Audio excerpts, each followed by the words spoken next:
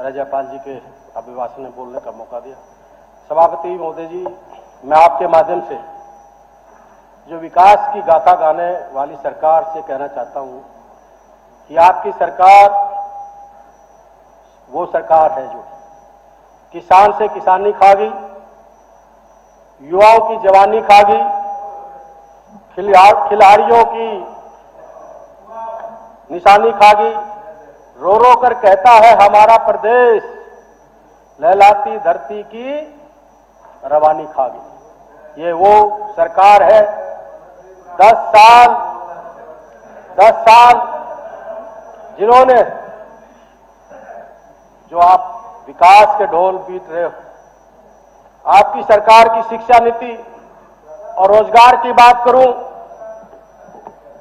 उस शिक्षा नीति की जहां 281 सरकारी कॉलेज जिनमें 7886 स्वीकृत पदों में से 4465 लेक्चरर पद खाली पड़े।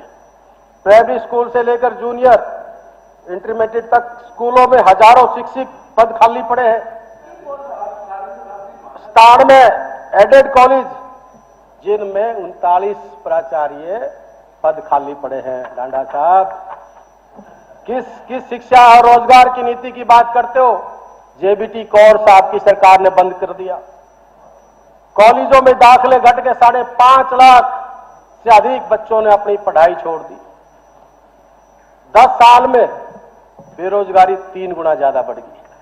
स्पीकर साहब, ये जो बात करते थे खर्ची और पर्ची की, आपकी सरकार की शिक्षा गुणवत्ता सुधारने की बात करती है, लेकिन सच्चाई तो ये है डबल इंजन की सरकार का शोर मचा है।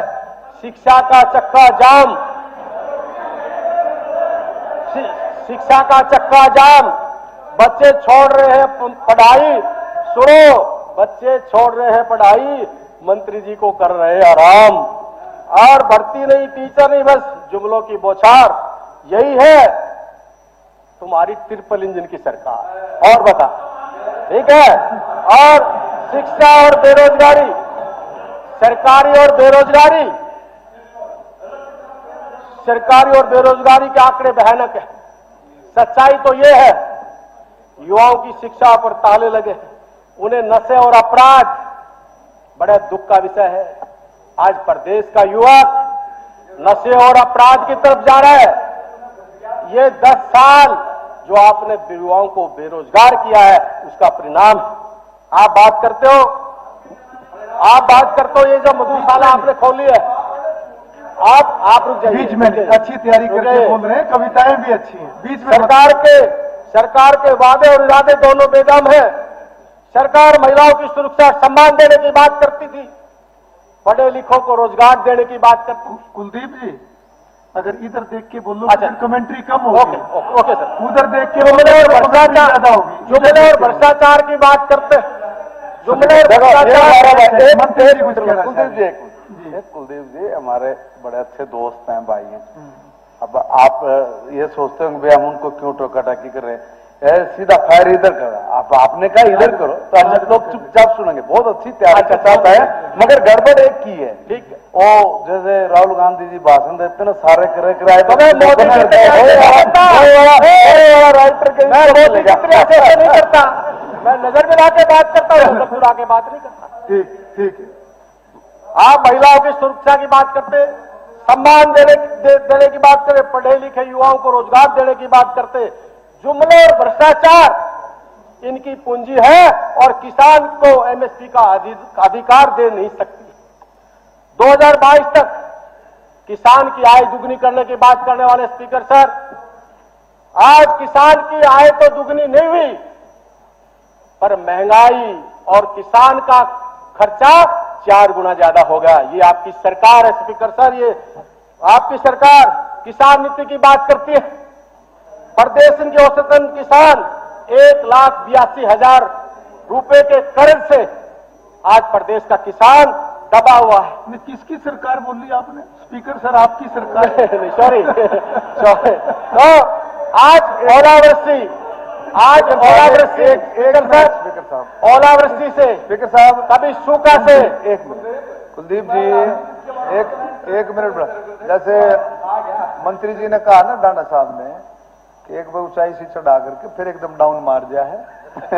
तो दूसरा, भाई जनता फैसला करती है, जनता फैसला करती है कि जो आप बात करें उसमें कितनी सच्चाई। जनता ने मोहर ला दी, ये तीसरी सरकार और बनने लग रही, बताओ तीसरी सरकार और बनने लग रही। मंत्री जी 2 मिनट रुक जाए, आपसे भी जवाब मांगूंगा। 2 मिनट सर, 2 मिनट रुको। आपकी सरकार किसान नीति की बात करती है। मैंने कहा 1,82,000 करोड़ लाख प्रत्येक किसान पे कर्जा है। आज किसान की हालात ओलावृष्टि से, कभी सूखे से, कभी पानी की मार, किसान को उचित मुआवजा नहीं मिलता है। नहीं, बीच बीच में उचित मुआवजा एक आंकड़े उठा के देखो वाला भी डिस्टर्ब। 2022 और 2023 में 248 करोड़ से अधिक बीमा राशि रोक दी गई। 2023-2024 224 करोड़ की अधिक राशि जब्त कर ली। प्रधानमंत्री किसान सम्मान राशि की बात करते, सम्मान निधि की बात करने वाले आप स्पीकर सर, 70% किसानों की वो निधि काट दी गई है। उसको चेक कराना। खुद को किसान हितैषी बताने वाली सरकार के साथ हो रहे, किसानों के साथ हो रहे अन्याय के खिलाफ जांच क्यों नहीं कराती?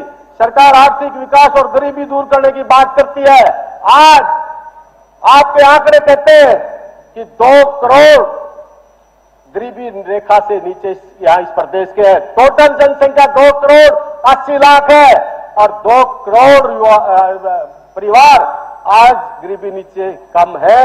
तो आप किस उसकी बात करते हो कि आज इस प्रदेश का खुशहाल, या क्या यही खुशहाल है ये प्रदेश जो आप बात करते हो? प्रदेश का 4.5 लाख करोड़ से अधिक का कर्ज इस प्रदेश की जनता के ऊपर लौट दिया गया है और बजट का 8% ब्याज, आज इस कर्ज का ब्याज दिया जाता है। आर्थिक नीति बेदम, महंगाई बढ़ रही है, कमाई घट रही है, अपराधी बेखौफ, हर तीसरे 3-4 हत्याएं, हर रोज 4-5 बलात्कार, डेली घटना, डेली सुर्खियों का अंदर आ रही है। नशा और अपराध, व्यापारियों से शराब खुले फिरौती मांगी जा रही है, मर्डर हो रहे हैं। तो ये कौन सी सरकार है? मैं पूछना चाहता हूं। सरकार का दोहरा रवैया, मेरा टाइम पूरा है। सरकार का दोहरा रवैया, 400 करोड़ डी प्लान का रुपया लगा नहीं सकते। मैं सदन के माध्यम से कहना चाहता हूं, सरकार के पास न विकास की नीति है, न कार्य की नीति है। अगर कुछ है तो सिर्फ भ्रष्टाचार नीति के नीचे लेकर ऊपर तक भ्रष्ट घोटाले का जाल फैला है। और मैं पूछना चाहता हूं, जो 10 साल के अंदर घोटाले हुए, मैं मंत्री जी से पूछना चाहता हूं, स्पीकर सर, अरविंद शर्मा उस टाइम सांसद थे और अरविंद शर्मा जी जवाब दे। अरविंद शर्मा ने कहा था रोहतक के अंदर कि अमृत योजना के तहत बहुत बड़ा घोटाला है और बोला इनको 3rd डिग्री दे दो तो ये सब कुछ उगल देंगे। तो मंत्री जी बताओ वो 3rd डिग्री मिली या ना मिली और वो उगले या नहीं उगले?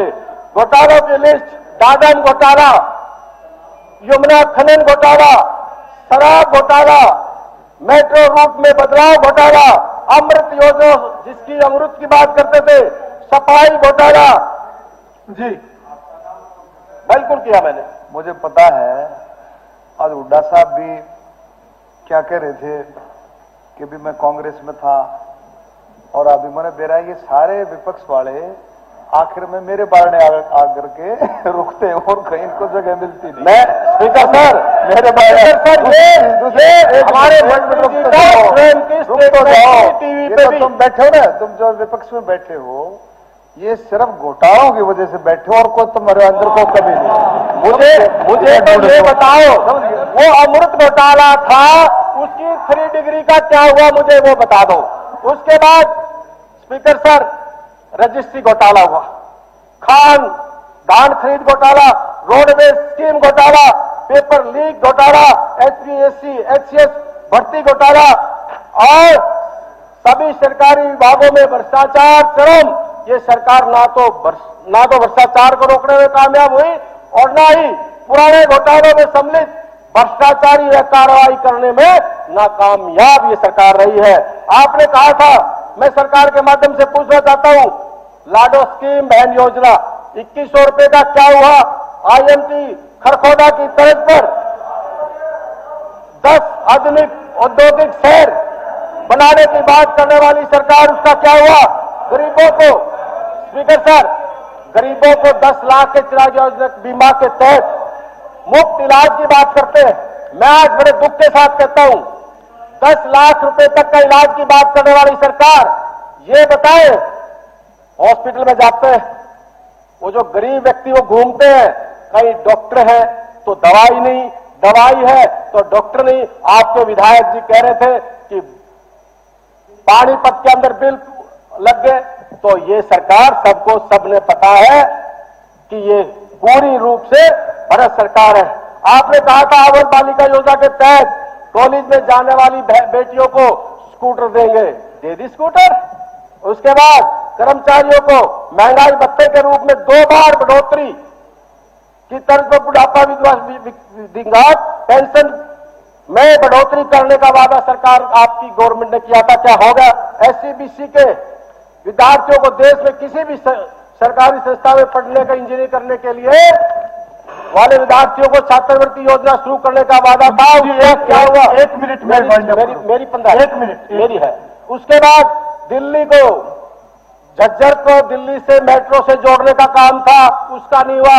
भादुड़ को रोहतक से मेट्रो से जोड़ने का काम था, उसका नहीं हुआ। स्पीकर सर, 500 रुपए के गैस सिलेंडर हमारी बहन बेटियों को नहीं मिले। दूसरा स्पीकर सर, एक बड़ी विडंबना है, आप बात करते हो, आज किसान 1 ट्रॉली मिट्टी लेके अपने खेत से घर तक नहीं आ सकता। आज RTO के नाम से भेदभाव होता है बादली हल्के की जनता और जिला झज्जर की जनता को। RTO के माध्यम से मैं कह रहा हूं, इतनी बुरी हालत, एक उसका 2-2 लाख रुपए का चलान, 3-3 लाख रुपए का चलान घर से उठाने जाते हैं। मैं स्पीकर सर दीदी, अरे हम आपको भी सुनाएंगे। सीटेट पास युवाओं का 9,000 भत्ता देने की बात करने वाली सरकार बताए, और 9,000 का भत्ता क्यों नहीं दिया गया? फरीदाबाद और गुड़गांव को बीच इंटरसिटी एक्सप्रेस मेट्रो सेवा शुरू क्यों नहीं हुई? मैं ये पूछ रहा था स्पीकर से, एक लास्ट मेरी बात है, बहुत अहम बात है, लिख के दे देना। मैं एक लास्ट है, सुनो। एक अमृत सरोवर, यहां मंत्री बैठे हैं, स्कीम लागू की थी, हर जिले में 75 जोड़ खोदेंगे। मैं आपको बताना चाहता हूं, मुझे सदन के माध्यम से मैं चैलेंज करता हूं, मुझे दिखाए वो कितने जोड़ खुदे, उसमें इतना बड़ा भ्रष्टाचार हुआ। आप उसकी, मैं आपसे मांग करता हूं, उसकी जांच होनी चाहिए कि कितने जोड़ किधर, कितना बजट उसके लिए हुआ। एक हमारे सांसद, एक मंत्री जी जवाब। स्पीकर साहब, विधायक जी ने तालाबों के बारे में कहकर हाउस को गुमराह मत करो। पूरे हरियाणा प्रदेश में 19,000 तालाब है।